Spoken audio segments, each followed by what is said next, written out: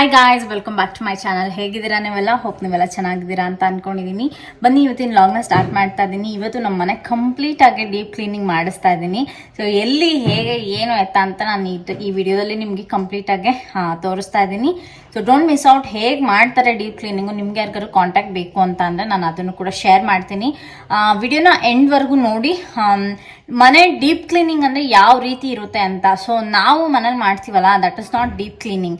ನಾವು ಸುಮ್ಮನೆ ಮೇಲೆ ನಮಗೆ ಎಷ್ಟಾಗುತ್ತೋ ಅಷ್ಟು ಕ್ಲೀನ್ ಮಾಡ್ಕೋತೀವಿ ಅಷ್ಟೇ. ಬಟ್ ವಿತ್ ಕೆಮಿಕಲ್ ಎಲ್ಲ ಯೂಸ್ ಮಾಡಿ ಡೀಪ್ ಕ್ಲೀನಿಂಗ್ ಯಾವ ರೀತಿ ಮಾಡೋದು ಅಂತ ನಾನು ನಿಮಗೆ ತೋರಿಸ್ತೀನಿ ಇವತ್ತು. ಸೊ ಇವಾಗ ಎಲ್ಲ ರೂಮನ್ನು ಚೆಕ್ ಮಾಡ್ತಾರೆ ಒಂದ್ಸಲ. ಎಷ್ಟು ಧೂಳಿದೆ, ಎಷ್ಟು ಏನೇನಿದೆ ಎತ್ತ ಅಂತ ಎಲ್ಲ ಒಂದ್ಸರಿ ಚೆಕ್ ಮಾಡ್ತಾರೆ. ಆ್ಯಂಡ್ ಕಿಚನ್ ರೂಮೆಲ್ಲ ಎಷ್ಟಿದೆ ಅಂತ ಎಲ್ಲ ನೋಡ್ತಾರೆ. ಸೊ ಅದಾದಮೇಲೆ ಅವರು ಡೀಪ್ ಕ್ಲೀನಿಂಗ್ನ ಸ್ಟಾರ್ಟ್ ಮಾಡ್ತಾರೆ. ಓಕೆನಾ? ಎಷ್ಟು ಹತ್ತತ್ರ 7 ಜನ ಬಂದಿದ್ದಾರೆ. ಸೊ ಹೇಗೆ ಡೀಪ್ ಕ್ಲೀನಿಂಗ್ ನಡೆಯುತ್ತೆ ಅಂತ ನಾನು ನಿಮಗೆ ಇಂಚಿಂಚು ತೋರಿಸ್ತೀನಿ, ಬನ್ನಿ.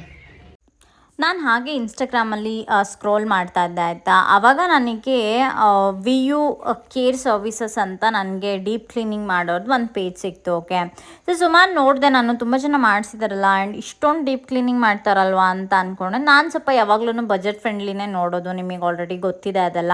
ಸೊ ನಾನು ಅರ್ಬನ್ ಕ್ಲ್ಯಾಂಪಲ್ಲೆಲ್ಲ ಚೆಕ್ ಮಾಡಿದೆ. ಸ್ವಲ್ಪ ಪ್ರೈಸು ವೈಸ್ ನನಗೆ ಅಷ್ಟು ಸರಿ ಅನಿಸಿಲ್ಲ, ತುಂಬ ಜಾಸ್ತಿ ಆಯ್ತಲ್ವ ಇವ್ರದ್ದು ಅಂತ ಅನಿಸ್ತಾ ಇತ್ತು. ಸೊ ಹಾಗಾಗಿ ಯಾಕೆ ಇವ್ರನ್ನ ಕಾಂಟ್ಯಾಕ್ಟ್ ಮಾಡಬಾರ್ದು ಅಂತ ಅನ್ನಿಸ್ತು. ಸೊ ಒಂದ್ಸರಿ ಅವ್ರಿಗೆ ಮೆಸೇಜ್ ಮಾಡಿ ಕೇಳಿದೆ, ಈ ರೀತಿ ನಮ್ಮ ಮನೇಲಿ ಡೀಪ್ ಕ್ಲೀನಿಂಗು ಮಾಡಿಸ್ಬೇಕು ಅಂತ ಅಂದ್ಕೊಂಡಿದ್ದೀವಿ ಅಂತ ಹೇಳಿದೆ. ಆಲ್ಸೋ ನಿಮ್ಮ ಮನೆ ಎಷ್ಟು ಏನು ಅಂತೆಲ್ಲ ಕೇಳಿದ್ರು. ಅಂದರೆ ಎಷ್ಟು BHK ಇದೆ ಅಂತ ನಾನು ಹೇಳಿದೆ. 3 BHK ಇದೆ ಆ್ಯಂಡ್ 4 ಬಾತ್ರೂಮ್ಸ್ ಇದೆ ನಮ್ಮ ಮನೇಲಿ ಅಂತೆಲ್ಲ ಹೇಳಿದೆ ನಾನು. ಮತ್ತು ಕಿಚನ್ ಇದೆ. ನನಗೆ ಮೇಯ್ನ್ ಏನು ಗೊತ್ತಾ, ಹಬ್ಬ ಶುರು ಆಯ್ತಲ್ವ, ಇವಾಗ ಹಬ್ಬ ಬರ್ತಾ ಇದೆ. ನಾನು ವರಮಹಾಲಕ್ಷ್ಮಿ ಹಬ್ಬ ನಮ್ಮ ಮನೇಲಿ ತುಂಬ ಗ್ರ್ಯಾಂಡಾಗಿ ಮಾಡೋದು, ನಿಮ್ಗೆಲ್ರಿಗೂ ಗೊತ್ತಿದೆ ಅದು. ಆ ವರಮಹಾಲಕ್ಷ್ಮಿ ಹಬ್ಬ ಆಗಿ ಬ್ಯಾಕ್ ಟು ಬ್ಯಾಕ್ ಗಣಪತಿ ಹಬ್ಬ ಅದೆಲ್ಲ ಬಂದೇ ಬರುತ್ತೆ. ಮತ್ತು ಇವಾಗ ಮೇಯ್ನ್ ಏನಂದರೆ ನಮ್ಮ ಪಾಪು ಇದ್ದಾಳಲ್ವಾ, ಎಲ್ಲಿ ಏನು ಸಿಗುತ್ತೆ ಅದೆಲ್ಲ ಬಾಯ್ಗೆ ಹಾಕ್ಕೊಳ್ತಾ ಇರ್ತಾಳೆ, ಅದೆಲ್ಲ ಮಾಡ್ತಾಳಲ್ವ. ಹಾಗಾಗಿ ನಮಗೆ ಡೀಪ್ ಕ್ಲೀನಿಂಗ್ ಮಾಡಿಸ್ಬೇಕು. ಅದು ಆ್ಯಕ್ಚುಲಿ ನನ್ನ ಪ್ರೆಗ್ನೆನ್ಸಿಯಲ್ಲಿ ಒಂದ್ಸರಿ ಮಾಡಿಸಿದ್ವಿ, ಅದಾದಮೇಲೆ ಇವಾಗ ಮಾಡಿಸ್ತಾ ಇರೋದು ನಾವು. ಡೀಪ್ ಕ್ಲೀನಿಂಗ್ ಮಾಡಿಸ್ಬೇಕು ಅಂದ್ಬಿಟ್ಟು ನಾವು ಕರೆಸಿದಾಗ ಈ ರೀತಿ ಎಲ್ಲ ನಮ್ಮ ಹತ್ರ ವಿಚಾರಿಸಿದ್ರು, ಆಯಿತಾ. ಏನೇನು ಎತ್ತ ಎಷ್ಟು ಡೀಪ್ ಕ್ಲೀನಿಂಗ್, ನಿಮ್ಗೆ ಏನೇನು ಸರ್ವಿಸಸ್ ಎಲ್ಲ ಅವೈಲಬಲ್ ಇದೆ ಅವ್ರ ಹತ್ರ ಅಂತೆಲ್ಲ ನಮಗೆ ಎಕ್ಸ್ಪ್ಲೈನ್ ಮಾಡಿದ್ರು ನೀಟಾಗೆ. ನೀವು ನೋಡ್ಬೋದು, ನಾವೇ ಅವ್ರಿಗೆ ಕೆಲವೊಂದು ಅವಾಯ್ಡ್ ಮಾಡಿ ದಯವಿಟ್ಟು ಬೇಡ ಅಂತ ಹೇಳ್ತಾ ಇದ್ವಿ. ಅಷ್ಟೊಂದು ಯಾಕೆ ಇದನ್ನೆಲ್ಲ ಮಾಡ್ತಿದ್ದೀರಾ, ಬೇಡ ಅಂತ ಹೇಳಿದ್ರು ಕೂಡ ನೋ ಮ್ಯಾಮ್ ನಾವು ಮಾಡ್ತೀವಿ ಅಂತ ಹೇಳಿಬಿಟ್ಟು ಒಂದೊಂದು ಇಂಚನ್ನೂ ಬಿಡ್ತಿರ್ಲಿಲ್ಲ ಅವರು ಮನೆಯಲ್ಲಿ. ಅದನ್ನೆಲ್ಲ ಕೆತ್ಕಿ ಕ್ಲೀನ್ ಮಾಡಿಬಿಟ್ಟು ನಂದು ಮೇಕಪ್ ವಾರ್ಡ್ರೋಬ್ನೂ ಕೂಡ ಬಿಟ್ಟಿಲ್ಲ ಅವರು, ಆಯಿತಾ. ಅದನ್ನು ಕೆತ್ಕಿ ನೀಟಾಗಿ ಕ್ಲೀನ್ ಮಾಡಿದ್ರು. ಅಫ್ಕೋರ್ಸ್ ಸೇಫರ್ ಸೈಡಲ್ಲಿ ನೀವು ನಿಮ್ದು ಏನು ಸೇಫ್ಟಿ ಐಟಮ್ಸ್ಗಳಿರುತ್ತೋ ಅದನ್ನೆಲ್ಲ ನೀವು ಹುಷಾರಾಗಿ ಇಟ್ಕೋಬೇಕು ಅಲ್ವಾ. ಸೊ ಯಾವಾಗಲೂ ಅಷ್ಟೇ, ನಾವು ಬಂದವ್ರ ಮೇಲೆ ಯಾವತ್ತೂ ಏನು ಹೇಳಬಾರ್ದು. ನಮ್ಮ ಸೇಫ್ಟಿ ನಾವು ಇಟ್ಕೋಬೇಕು ಆರಾಮಾಗೆ. ನಾವು ಅದೇ ಕೆಲಸ ಮಾಡಿದ್ವಿ. ನಮ್ಮದೇನಾದರೂ ಪರ್ಸ್ನಲ್ ಥಿಂಗ್ಸು, ಲ್ಯಾಪ್ಟಾಪ್ ಅದು ಇದು ಏನಾದರೂ ಇದ್ದರೆ ಎಲ್ಲ ನಾವು ಲಾಕ್ ಮಾಡಿ ಇಟ್ಟಿದ್ವಿ ಮುಂಚೆನೇ. ಅದಾದರೂ ನಿಮಗೆ ತೀರಾ ಪರ್ಸ್ನಲ್ ಅಂದರೆ ಕೆಲವೊಬ್ಬರು ಈ ರೀತಿ ಅಂದ್ಕೊಳ್ತಾರೆ, ಅಂದರೆ ಇವ್ರು ಇಷ್ಟೊಂದು ಜನ ಬರ್ತಾರಲ್ವ, ಸೇಫ್ ಇರುತ್ತಾ ಏನು ಎತ್ತ ಅಂತಂದು ಸ್ವಲ್ಪ ಜನ ಹೆದರ್ಕೋತಾರಲ್ವ. ಸೊ ಅದಕ್ಕೋಸ್ಕರ ಹೇಳ್ತಾ ಇದ್ದೀನಿ, ಆ ಥರ ಏನಿರಲ್ಲ, ಎಲ್ಲರೂ ಒಂದೇ ಥರ ಇರಲ್ಲ ಅಲ್ವಾ. ಸೊ ಯಾರೋ ಒಬ್ಬರು ಹಾಗೆಲ್ಲ ಮಾಡಿ ಪಾಪ ಆ ರೀತಿ ಬ್ಯಾಡ್ ನೇಮ್ ತರಿಸಿರ್ತಾರೆ ಅಷ್ಟೇ. ಬಟ್ ಇವ್ರು ಇಷ್ಟು ಜನ ಬಂದಿದ್ರಲ್ವಾ, ನಾವು ಅವ್ರ ಜೊತೆ ಇರಲೇ ಇಲ್ಲ ಹೇಳಬೇಕು. ನಾನು ವಿಡಿಯೋ ಮಾಡೋ ಥರ ಅವಾಗ ಹೋಗಿರೋದು ಮೇಲ್ಗಡೆ ಬಿಟ್ಟರೆ. ಸೋಮು ಅವ್ರ ಪಾಡಿಗೆ ಅವ್ರು ಕೆಲಸ ಮಾಡ್ಕೊಂಡು ಕೂತಿದ್ರು, ಆಯಿತಾ. ಸೊ ನಿಮ್ಮ ಸೇಫ್ಟಿ ನೀವು ನೋಡ್ಕೊಂಬಿಟ್ಟು ನೀವು ಆರಾಮಾಗಿ ಕರೆಸಿದ್ರೆ ಏನೂ ಪ್ರಾಬ್ಲಮ್ ಆಗೋದಿಲ್ಲ.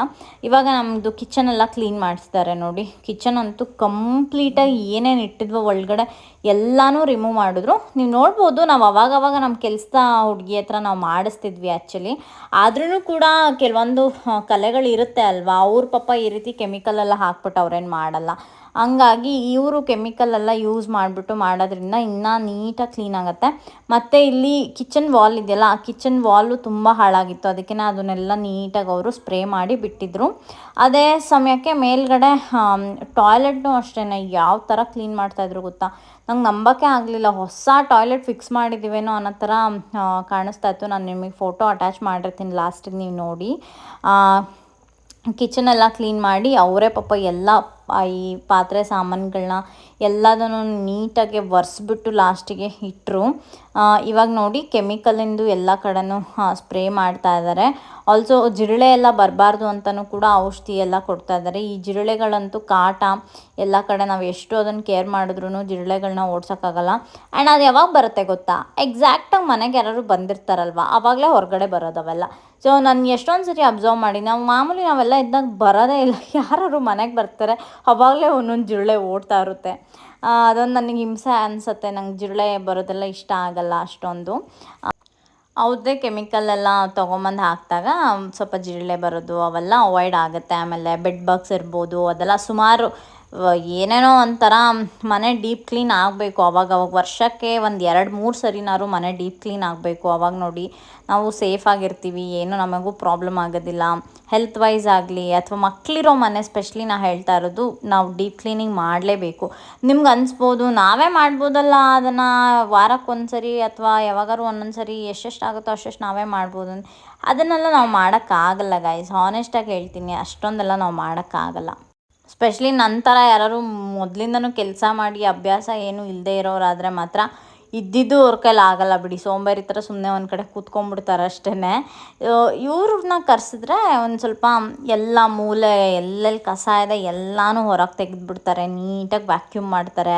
ನೀವು ನೋಡ್ಬೋದು ರೂಮಲ್ಲಿ ಇರೋದನ್ನೂ ಬಿಟ್ಟಿಲ್ಲ, ರೂಮಲ್ಲಿ ಜಾಗನೇ ಇಲ್ಲ ಇದನ್ನೆಲ್ಲ ತೊಗೊಂಡು ಹೋಗೋಕ್ಕೆ. ಆದ್ರೂ ಇಬ್ಬರಿಬ್ರು 3 ಜನ ಎತ್ಕೊಂಡು ಅವ್ರ ಮಷೀನ್ಸ್ಗಳನ್ನ ನೀಟಾಗಿ A to Z ಕ್ಲೀನ್ ಮಾಡಿದ್ರು, ನೀರೆಲ್ಲ ಹಾಕಿಬಿಟ್ಟು. ಆ್ಯಂಡ್ ಅದಾದಮೇಲೆ ನೀಟಾಗಿ ವ್ಯಾಕ್ಯೂಮ್ ಮಾಡಿಬಿಡ್ತಾರೆ. ಸೊ ದಟ್ ಫುಲ್ ನೈಸ್ ಆಗಿಬಿಡುತ್ತೆ ನೆಲ ಎಲ್ಲ. ಸಖತ್ ಅನಿಸ್ತಿತ್ತು ನನಗಂತೂ, ನೆಲದ ಮೇಲೆ ಮಲ್ಕೊಂಬಿಡ್ಬೇಕು ಅನ್ನೋ ಥರ ಅನಿಸ್ತಾ ಇತ್ತು. ನಾನು ಫೈನಲ್ ಟಚ್ ನಿಮಗೆ ತೋರಿಸ್ತೀನಿ ಯಾವ ರೀತಿ ಅಂತ.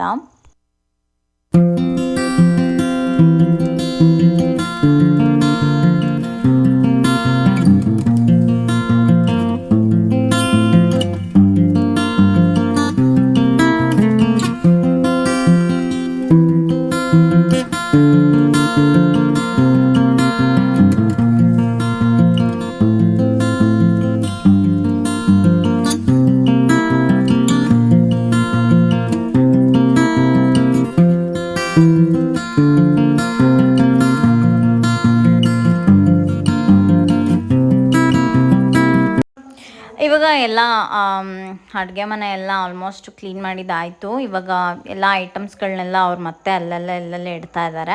ನಾನು ಹೇಳಿದೆ ನನಗೆ ಹೆಂಗೆ ಮುಂಚೆ ಜೋಡಿಸಿದ್ದೆ ಅದೇ ಥರನೇ ಇಟ್ಕೊಡಿ ಅಂತ ಹೇಳಿದೆ.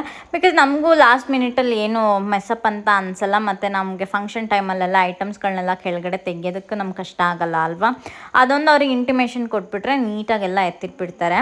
ಅಲ್ಲೇ ನಿಂತ್ಕೊಂಡು ಹೇಳ್ಬೇಕು ಅದನ್ನು, ಒಂದು ಸ್ವಲ್ಪ ನಾವೆಲ್ಲೆಲ್ಲಿ ಇಟ್ಟಿದ್ವಿ ಅಲ್ಲಲ್ಲೇ ಅದನ್ನು ಇಡಿ ಅಂತ. ಅಥವಾ ನಿಮಗೇನಾದ್ರು ಮತ್ತೆ ಹೊಸ ಪ್ಲೇಸಲ್ಲಿ ಇಡಬೇಕು ಅಂತ ಅನಿಸಿದ್ರೆ ಅದನ್ನು ಕೂಡ ಹೇಳ್ಬೋದು ಅವ್ರಿಗೆ, ಅವರೆಲ್ಲನೂ ನೀಟಾಗಿ ಇಡ್ತಾರೆ. And do you believe it guys, ನಾನು ಎಷ್ಟು ಐಟಮ್ಸ್ಗಳು ನೋಡಿ, ಪಿಂಗಾಣಿ ಪಾತ್ರೆಗಳು ಅದೆಲ್ಲ ಇಟ್ಟಿದ್ದೆ, ಮತ್ತು ಗ್ಲಾಸ್ ಐಟಮ್ಸ್ಗಳು ಎಲ್ಲ ಇಟ್ಟಿದ್ದೆ. ಅಷ್ಟು ಜನ ಇದ್ರೂ ಮೆಸಪ್ ಮಾಡ್ಕೊಳ್ತೀರಾ, ಒಂದು ಐಟಮು ಕೂಡ ಒಂದು ಲೋಟನೂ ಕೂಡ ಒಡೆದು ಹೋಗಿಲ್ಲ, ಅಷ್ಟು ನೀಟಾಗಿ ಮಾಡಿದ್ರು. ಆ್ಯಂಡ್ ಯಾವಾಗಲೂ ಈ ಥರ ಕೆಲಸಗಳಲ್ಲಿ ಎಷ್ಟು ನಿಧಾನಕ್ಕೆ ಮಾಡ್ತಾರೋ ಅಷ್ಟು ಚೆನ್ನಾಗಿ ಕೆಲಸ ಆಗುತ್ತೆ ಮಾತ್ರ. ಅದೇ ನಾ ಹೇಳ್ದಂಗೆ ಇವಾಗ ನೋಡಿ ದೇವ್ರ ಮನೆ ಹತ್ರ ಎಲ್ಲ ಒಂದು ಸೋಫಾ ಇತ್ತು ಚಿಕ್ಕದು, ಅದನ್ನು ಎಲ್ಲ ನೀಟಾಗಿ ಕ್ಲೀನ್ ಮಾಡ್ತಾ ಇದ್ದಾರೆ. ಎಲ್ಲ ಒಟ್ನಲ್ಲಿ ನನಗೆ ಓವರಾಲ್ ತುಂಬ ಇಷ್ಟ ಆಯಿತು. ನೆಕ್ಸ್ಟ್ ಟೈಮಿಂದನೂ ಇವ್ರನ್ನೇ ಕರೆಸೋದು ಅಂತ ಫಿಕ್ಸ್ ಆಗಿಬಿಟ್ಟಿದ್ದೀನಿ ನಾನು.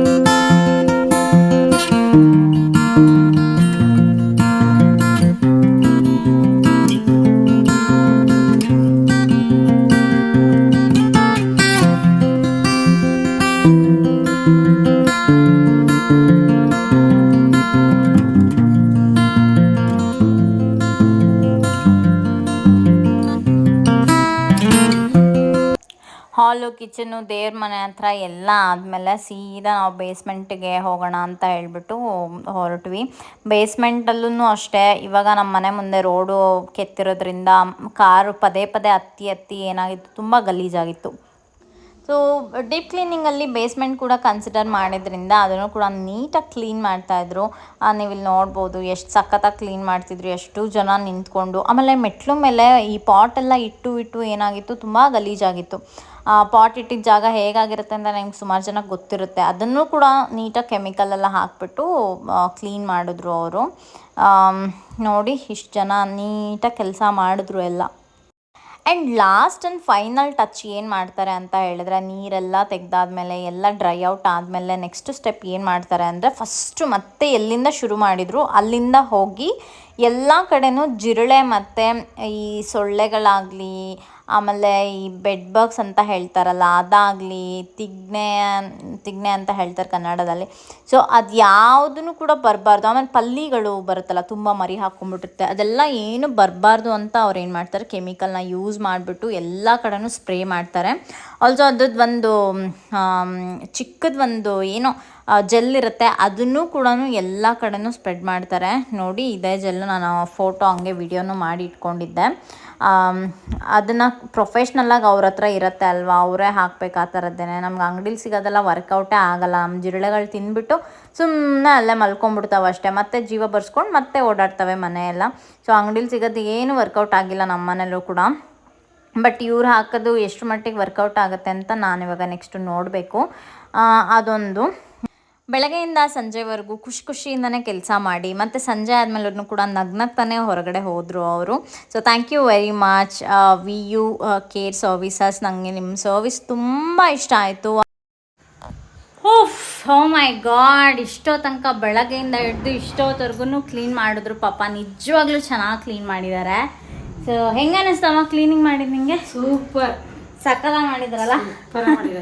ಆ್ಯಂಡ್ ಏನು ಗೊತ್ತಾ, ನಮ್ಗೆ ಅನಿಸ್ತಾ ಇರ್ಬೋದು ನಮ್ಮ ಮನೇಲಿ ಧೂಳಿಲ್ಲ, ನಾವು ಯಾವಾಗಲೂ ಕ್ಲೀನ್ ಮಾಡ್ಕೊತಿರ್ತೀವಿ, ನೀಟಾಗಿದೆ ಅಂತ ನಮ್ಗೆ ಅನ್ಸುತ್ತೆ ಅಷ್ಟೇ. ಆದರೆ ಡಸ್ಟ್ ಅಂತ ಹೇಳ್ತೀವಲ್ವಾ, ಕಸ ಬೇರೆ.